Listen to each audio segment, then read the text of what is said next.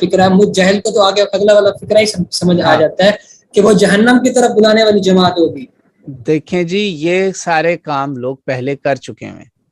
صحیح. یا تو کوئی انہوں نے نہیں دیکھیں، جو انہوں نے کہا نا کہ باغی کا مطلب ہوتا ہے جو طلب کرنے والا ہوتا ہے، یہ تو میں حیران ہوتا ہوں کہ یہ جو علماء، پتہ نہیں علماء کہنا چاہیے کہ نہیں، کہ ایسی بات کرتے ہیں. انہوں نے عربی پڑھی کہاں پر ہے؟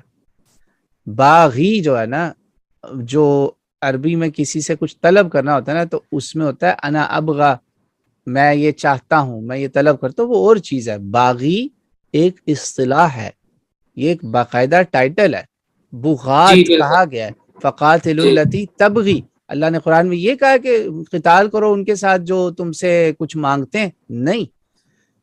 بغا کا مطلب جو مصدر ہے وہ ہے طلب کرنا، مگر اس میں کوئی طالب دنیا ہو سکتا ہے، طالب حکومت ہو سکتا ہے.